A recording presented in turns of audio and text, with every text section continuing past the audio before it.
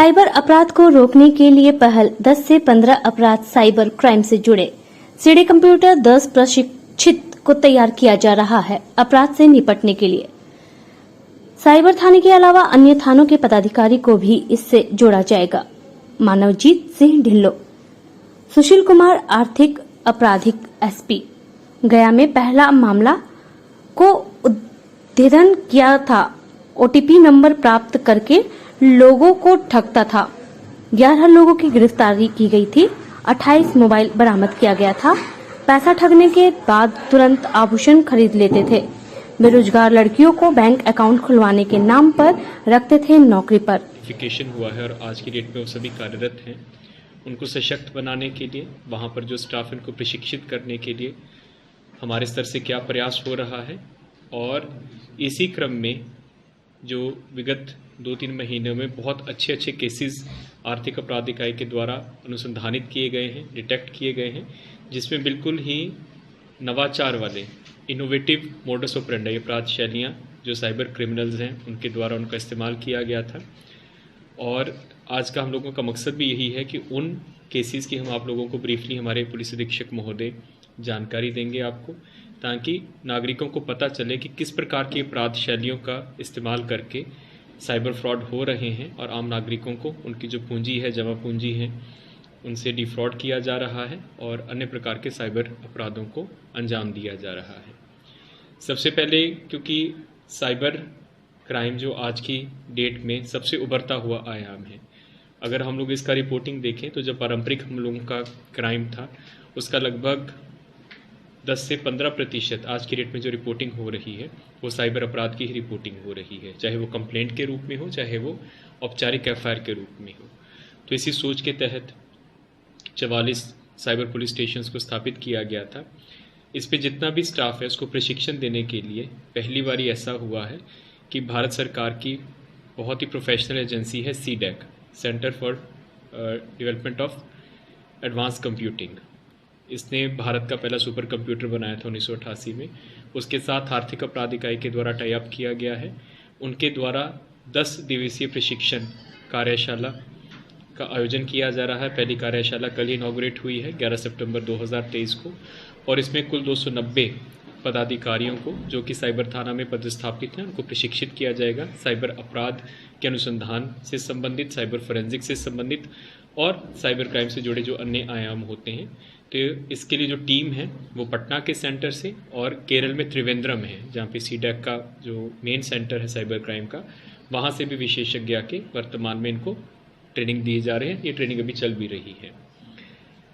इसके अलावा हम लोगों के यहाँ से और भी प्रपोजल्स हैं कि हम लोग जो BPRD है उनके भी साइबर एक्सपर्ट्स हैं, और सेंट्रल डिटेक्टिव ट्रेनिंग इंस्टीट्यूट्स होती हैं जो कि भारत सरकार के द्वारा उनका संचालन किया जाता है, उनके साथ भी हम लोग भविष्य में टाई अप करने के लिए जा रहे हैं।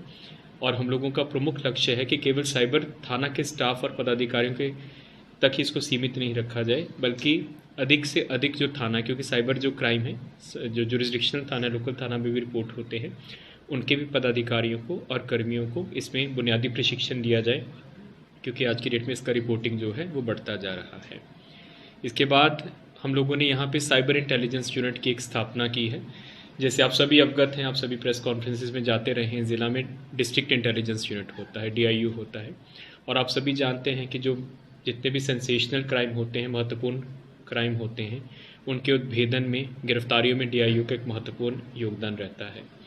उसी सोच के तहत यहाँ पे साइबर इंटेलिजेंस यूनिट की स्थापना की गई है।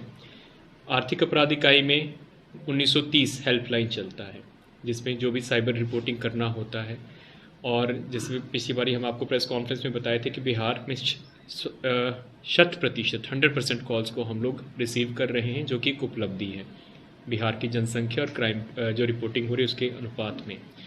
तो उसमें हम लोग एक ये जो साइबर इंटेलिजेंस यूनिट का टीम हम लोगों का है, किस प्रकार के कॉल्स आ रही हैं, उसमें किस प्रकार का हम लोगों को अपराध शैलियाँ बताई जा रही हैं, उसका विश्लेषण किया जाता है, और उस विश्लेषण के आधार पर हम लोग चिन्हित करते हैं कि कौन से ऐसे नंबर हैं, या कौन से ऐसे बैंक अकाउंट्स हैं, या कौन सी ऐसी अपराध शैलियाँ हैं जिसका सबसे अधिक रिपोर्ट हो रहा है। फिर उन सभी कड़ियों को जोड़ते जोड़ते हम लोग यहाँ पर एक प्लान बनाते हैं, और फिर विशेष ऑपरेशन करके ऐसे गैंग्स को हम लोग बस्ट करते हैं।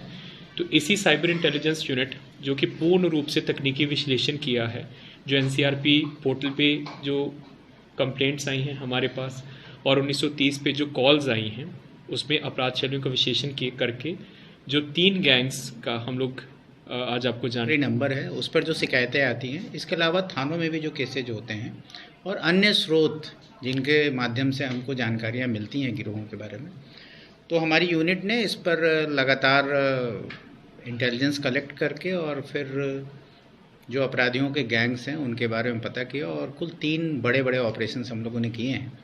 तो ज़्यादा ध्यान मैं मोडस ऑपरेंडाई की तरफ दिलाऊंगा और लोगों से, ताकि लोगों को पता चले कि किस तरह के अपराध हो रहे हैं और लोग उससे बच सके।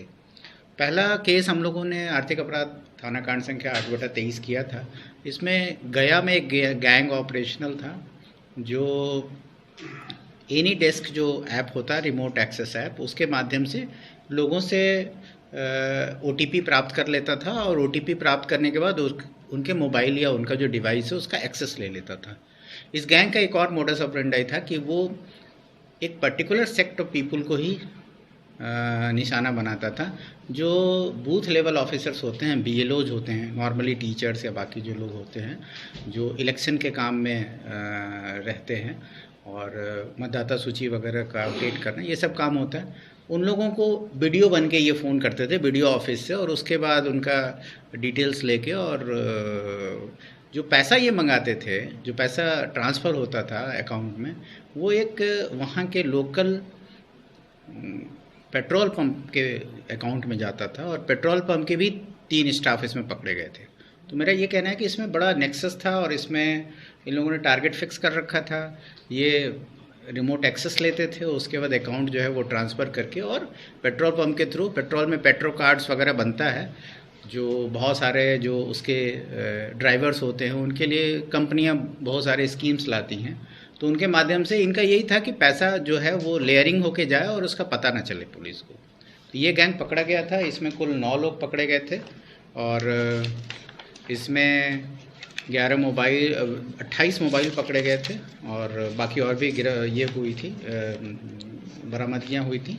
दूसरा केस हम लोगों ने एनी डेस्क ऐप का ही डिटेक्ट किया था, लेकिन इसमें इनका मोडस ऑपरेंडी थोड़ा और एडवांस था। एडवांस इन द सेंस कि ये उनका एक्सेस लेके, उसका OTP लेके और उसके बाद ये क्या करते थे कि ये उसमें UPI इंस्टॉल कर लेते थे।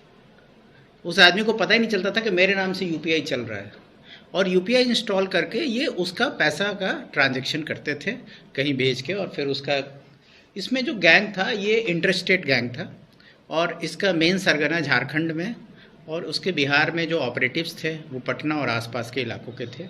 इसमें जो लोग पकड़े गए उनका एक 2-3 चीज़ें इनकी बड़ी यूनिक थी।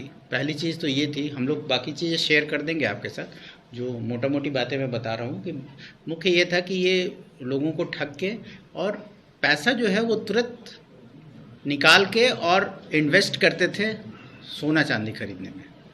इनके पास से करीब 14,70,000 रुपया कैश भी मिला था और 300 ग्राम सोना भी मिला था। तो सोने का आभूषण, बाकी चीज़ें खरीद के, ताकि ये तुरंत जो है उसका क्लू आगे नहीं मिल सके। तो ये गैंग भी पकड़ा गया था। इसमें पटना सिटी का रहने वाला एक लड़का था राहुल कुमार, वो पकड़ा गया था और ये जो पीड़ित था ये SSB का स्टाफ था जो कि मोतिहारी में कुंडवा चैनपुर में पदस्थापित था। इसका 99,999 रुपया इन लोगों ने इसी तरह से एक फर्जी ये दिखा के कि जैसे इसका पैसा ही किसी को भेजना चाहता था, अपने भाई को नहीं भेज पाया, तो उसने कहा कि हमको टोल फ्री नंबर चाहिए जिससे हम संपर्क कर सके कि क्यों मेरा पैसा इस UPI के थ्रू नहीं जा रहा है। तो जो नंबर मिला वो फर्जी था क्योंकि वेबसाइट फर्जी थी। तो इसमें कई चीज़ें इन्वॉल्व थी और कई लेयर्स थे। इसमें जो आदमी पकड़ा गया वो उसने क्या बताया कि इन लोगों ने 3 लेयर में अपना पूरा का पूरा ऑपरेशन रखा था।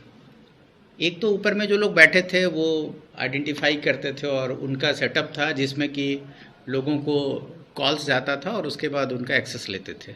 दूसरा लेयर था जो कि लोकल लेवल पे काम करता, जैसे पटना में जो काम करता था, उसका ये काम था कि वो उसमें जो लोग भी एम्प्लॉई थे, वो लोग क्या करते थे कि वो टारगेट रखते थे और वो आइडेंटिफाई करते थे कि किनको हमको, जैसे बहुत सारे अकाउंट्स इन लोगों ने खोल रखे थे और जो पुराने अकाउंट होल्डर्स थे उनके ये एटीएम कार्ड्स और बाकी अपने पास रख लेते थे और महीने में 10,000 से 15,000 रुपये उनको देते थे।